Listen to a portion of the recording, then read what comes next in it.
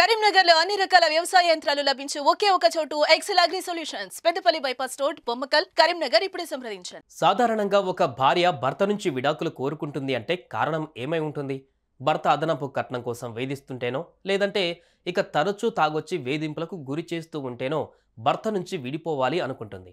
భార్య ఒకవేళ భర్త ప్రేమగా చూసుకుంటూ ఇక ఊహించని దానికంటే మంచివాడైతే, ఆ దేవుడి దయ వల్ల అదృష్టం కలిసి వచ్చింది, నాకు మంచి భర్త వచ్చాడు, లేకపోతే ఇంత మంచి భర్త ఎవరికి దొరుకుతాడు అని తెగ సంబరపడిపోతుంటుంది.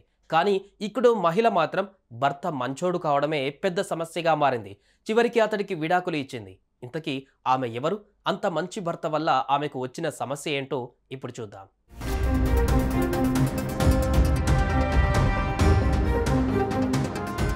బ్రెజిల్ ఫుట్బాల్ స్టార్ కాకా ఎంత ఫేమసో ప్రత్యేకంగా చెప్పనక్కర్లేదు. ప్రపంచంలో అందమైన ఫుట్బాల్ ఆటగాళ్లలో కాకా ఒకడని చెప్పుకుంటారు. 2002 ప్రపంచ కప్లో ఎంపికై కప్ సాధించడంలో ఆయన కీలక పాత్ర పోషించాడు. అదేవిధంగా 2006 ఫిఫా ప్రపంచ కప్లో కూడా ఆడాడు. అతను రొనాల్డినో వంటి వారితో పాటు అత్యంత ప్రముఖ సభ్యులలో ఒకడు.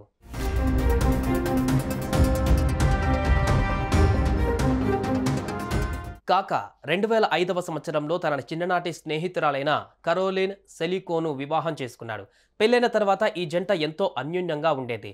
కొన్నేళ్ల పాటు వీరి కాపురం సజావుగానే సాగింది. ఏం జరిగిందో కానీ వీరిద్దరూ కూడా 2015లో ఇద్దరు విడాకులు తీసుకొని అభిమానులకు షాక్ ఇచ్చారు. కానీ ఎందుకు వీరిద్దరు విడిపోయారు అన్నది మాత్రం సస్పెన్స్ గానే ఉండింది.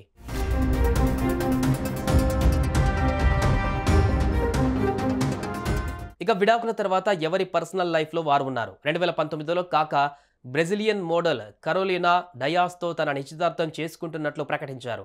ఆ తర్వాత 2017లో రిటైర్మెంట్ తీసుకున్నారు. మరోవైపు కరోలిన్ సెలికో కూడా 2021లో ఎడ్వర్డ్ స్కార్పా జూలియావోను వివాహం చేసుకుంది. ఇక భర్త పిల్లలతో హ్యాపీగా ఉంటుంది.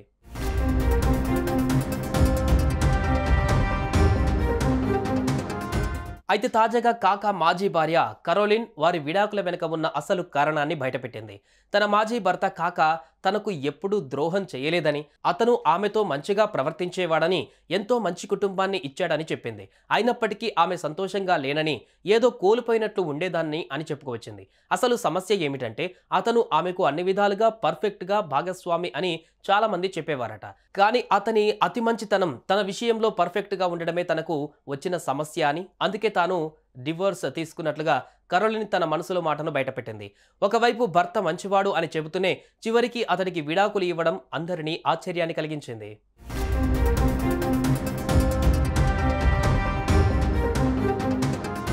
పెళ్లైన తర్వాత భర్త తనను వేధిస్తున్నాడని, చిత్రహింసలకు గురి చేస్తున్నాడని, తన భర్త మంచివాడు కాదని విడాకులు ఇస్తున్న నేటి రోజులలో తన భర్త ఎంతో మంచోడు అంటూనే విడాకులు ఇచ్చేసింది ఈ భార్య.